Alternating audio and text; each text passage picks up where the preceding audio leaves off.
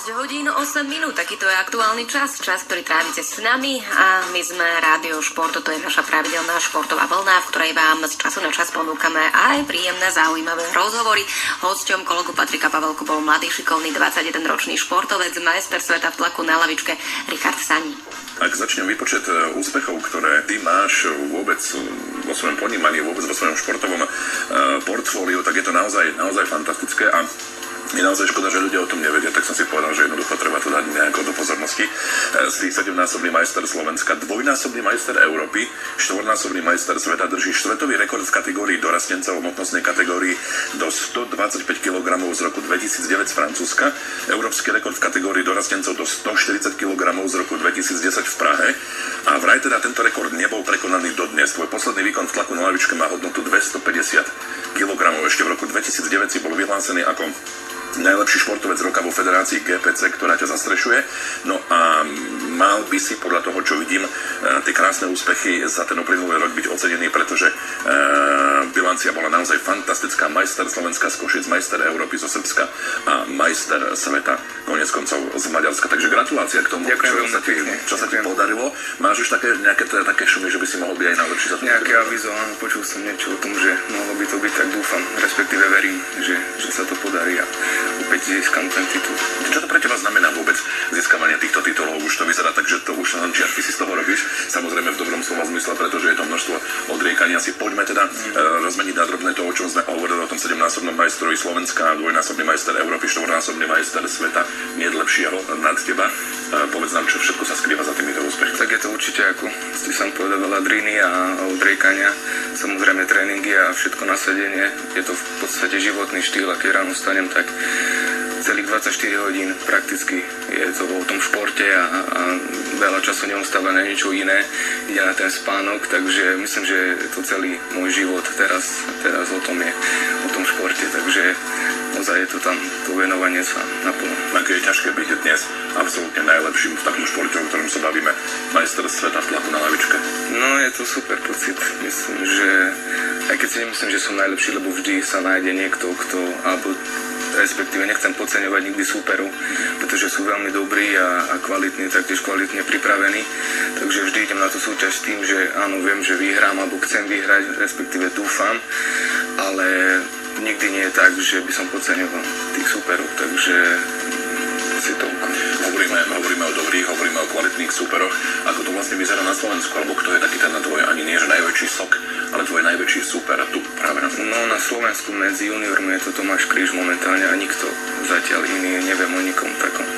Momentálne bolo vyhlásené top 10 najlepších výkonov v našej federácii slovenskej a z juniorov sme tam my dvaja, ostatní sú už dospelí muži, takže veľmi si to vážim, že medzi takýmito borcami môže figurovať aj moje meno. Takže čo sa týka sveta a Európy, tam máš akú konkurenciu? Ja by som najviac povedal z Európy a sveta, že sú to Maďari. Takže tam aj cítim najväčšiu takú konkurenciu. Našťastie zatiaľ som ich dokázal poraziť, takže ich výkony sú niekedy väčšie ako moje, čo sa týka váhy, ale zvyknem mať lepší koeficient s tým, že mám menšiu telesnú váhu a väčší výkon, tým mám lepší koeficient a vlastne na body ich porazím. Celý deň, vôbec celý ten čas sa venuješ len tomuto športovaniu, aby si zdolával jednotlivé rekordy borcov, ktorí ty stoja nejakým spôsobom oproti. Čo robíš popri tom športovaní? Kto ťa najviac, povedzme, v tejto záľube, v tomto koníčku? Vôbec už dá sa povedať v týchto profi výkonoch, kto ťa najviac podporuje? Je tam strašne veľa ľudí a keby som ich mal menovať, bol by to veľmi dlhý zoznam, ale určite je to rodina, každopádne moji rodičia, ktorí ma vždy podporovali v každom smere. Moja obec, to je neskutočné, keď idem na súťaž a cítim fakt, či už telefonicky, verbálne, morálne ma podporujú a fakt to cítim. Takže aj im som chcel poďakovať, lebo nie je to len môj úspech, je to taká mozaika úspechu, čo sme poskladali viacerí, takže je to strašne veľa ľudí, starosta našej obce, sponzory a tak ďalej, fakt je to veľmi veľa, kopa dobrých ľudí.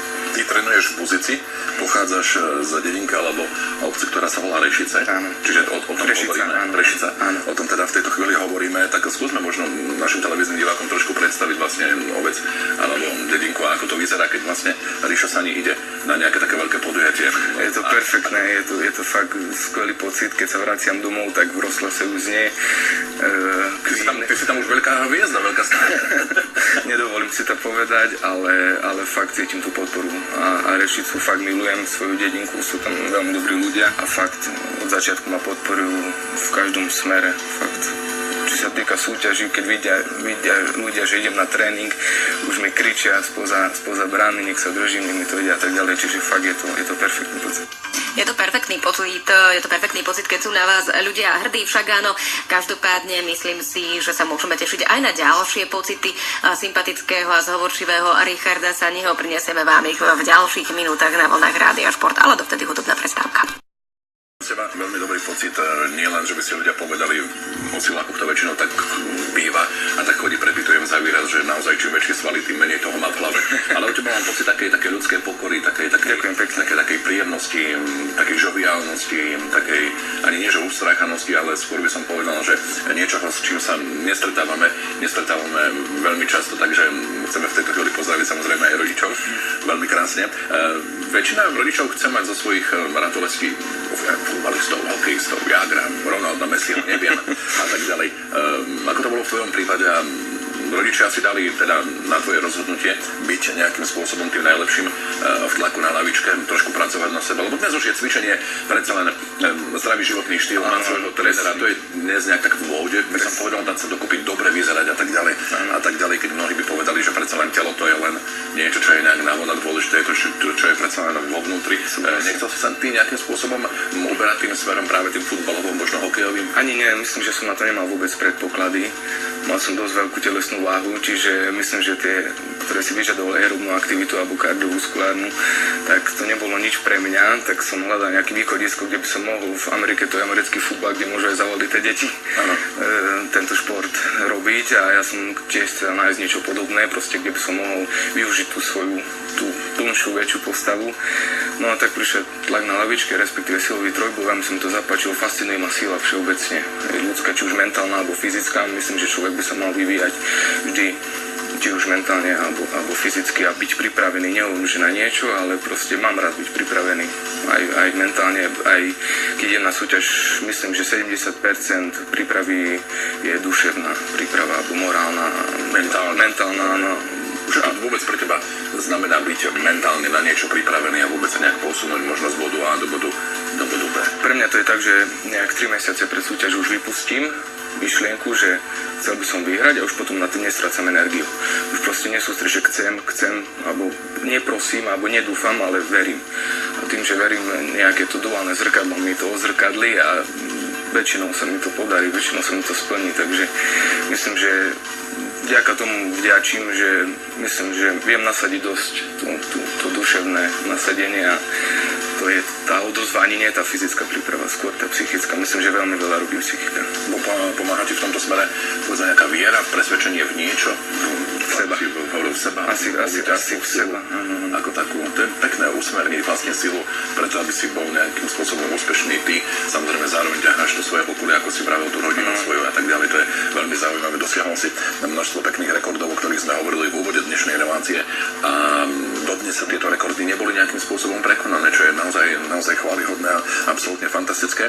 A tie rekordy sú z rokov 2010, že poťažmo vlastne 4-5 rokov vlastne dozadu a nikto sa teda zatiaľ neuchylil k tomu, aby bol najlepší, respektíve aby ťa nejakým spôsobom prekonal. Takže čo, konkurencia spí, alebo ty si tak dobrý, alebo ako si to máme vysvetliť my obyčajní, ktorí vnímame predsa len ten tlak na lavičke, ako si?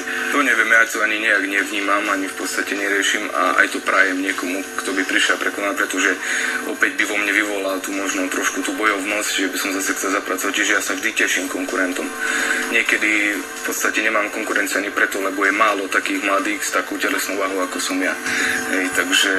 Takže niekedy fakt, že je nás málo a preto to je, myslím, že sme všetci kamaráti, lebo je nás málo a poznáme sa, aj keď sú z rôznych krajín a preto je ten boj taký dobrý, že aj keď vyhrá napríklad kamarát, tak fakt mu to želám a takisto on mne, že niekedy vyhrá on, niekedy ja, takže je to také fakt super. No a čo sa týka toho rekordu, tak som rád, no akože teším na to v podstate a hovorím, dúfam, že ešte tam bude dlho a keď nie, nič sa nestane, nezrúte sa mi. Kto z tých tvojich najväčších súperov je tvojim, povedzme, najlepším kamarátom? máš aj ty v tomto ohľade niekoho? Bol to Povedzme, že práve na tom podujatí ste súperi ako hrom, ale potom si Je to z Maďarska, László Tamáš sa volá. On je taký môj dobrý kamarát a tiež veľakrát sme spolu superili. Myslím, že sme tak vyrovnaní, by som povedal. No a ešte zo Slovenska je to Dominika Čela z Bardiova, ktorý už myslím, že nesúťaží. Neviem, čo je s ním, už dávno som o ňom nepočul, ale vždy, keď sa na súťaži stretneme, tak v podstate dvihneme to, čo sme položili pred rokmi, tak ako je to priateľstvo. Taký tvoj obyčajný deň a hlavne mi povedz, čo konzumuješ, ako sa vlastne hýbeš. Veľa varím, veľa jem. Ty osobne? Hej, ja osobne aj mám rád variť, pretože je to spojené s mojím športom. Je to non-stop, niečo zjem a už môžem ďalšie variť, potom opäť zjem, takže ráno vstanem, náraňakujem sa, konzumujem vo veľkom množstve, samozrejme bielkoviny, vajíčka, mäso a tak ďalej, ktorý dokonca aj dedinčania ma sponzorujú týmto spôsobom. Že nosia, hej, že nosia vajíčka. áno, máte, že prispiejeme na vašu prípravu. Áno, je to fantastické. To je krásne. Áno, fakt, aj sused veľakrát cez plot mi dáva vajíčka a hovorí, že to je dobre, to je sponzorom, čiže aj za takéto maličkosti som veľmi vďačný. No a potom, keď sa naraňakujem, idem absolvovať ešte kardiotréning, idem do lesa, väčšinou 15-20 km šľapem do kopca, nech aj srdiečko posilím najväčší sval. No a potom idem na svoj tréning, otrenujem, to je okolo súbe 5-6 večera, niekedy idem s priateľmi ešte vonku na pivko, keď si to môžem dovoliť, že nie je ešte pred súťažou, keď som mimo sezónu vtedy, tak viac idem von, ale potom už pred súťažou už sa krotím a už prísny režim. No, ty si mladý chalan, máš koľko rokov? 21. 21 rokov, telesná váha je ako na tom? Telesná váha momentálne okolo 112-114 kg. 21 rokov, 112, 114. Kto stojí za tebou, myslím, ako keď nepracuješ, alebo kto ťa najviac podporuje v tomto smere? Sú to rodičia, máš sponzora nejaké? Mám sponzora, čiže môžem sa tomuto športu venovať naplno a za to som veľmi vďačný. Vďaka ním vlastne som mohol vycestovať do Francúzska či do Srbska alebo takto a nechávajú ma robiť tento šport. V podstate, lebo na takéto úrovni som sa neudržal, keby som mal chodiť do práce 8 alebo 12 hodín niekde pracovať a potom ešte ísť na náročný tréning, určite by som sa neudržal na takéto svetovej úrovni. Ale je krásne, že aj ľudia, o ktorých hovoríme, hovorí, že sused cez vajíčka a tak ďalej, že aj ľudia z toho mála, čo dnes vo všeobecnosti majú, že koniec koncov každý vie, aká situácia v tejto republike, tak predsa len z toho mála ti dajú, aby si sa mohol ty pripraviť. To je absolútne fantastické a v tomto prípade naozaj klobúk dole, lebo to sa jednoducho len tak často nevidí. Máme ešte nejakú tú chvíľku, povedz nám, čo v tomto roku ešte pred tebou, čo stihneš, možno niečo doma, možno niečo na svete a v Európe. Tak chcel by som sa samozrejme pripraviť na ďalšiu sezónu. Tu budú majstrovstvá Slovenska, ktoré ešte netuším, kde budú.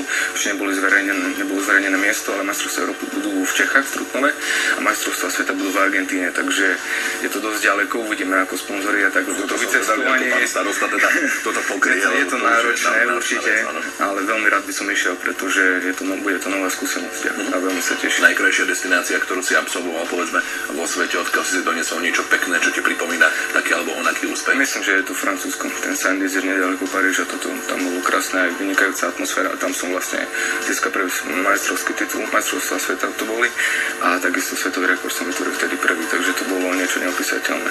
Väčšina tých rekordov je v súvislosti s mladými alebo s dorastencami ako takými. Tam už bol prechod k mužom. Juniorom, ale niekedy porovnávajú nás aj s mužmi. A v akom prípade?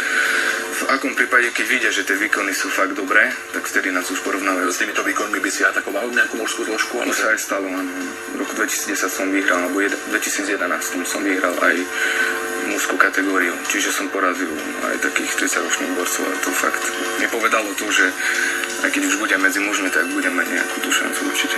Medzi mužmi sa posúvaš nejakým spôsobom tým výkonmi alebo tým vekom, teraz máš 21, čiže medzi mužmi od 23. Od 23, takže ešte 2 roky a muži traste sa, lebo to, čo momentálne sa ani robí, tak to je vážna vec. Ríši, ďakujem, že si prišiel, čas pre dnešnú reláciu sa naplnil, takže ďakujem veľmi pekne. Samozrejme do Rešice. Pekne pozdravujeme a naozaj za túto podporu chceme veľmi pekne poďakovať. Dnes našim hosťom bol majster sveta v tlaku na lavička Richard Caník, veľa zdravíčka.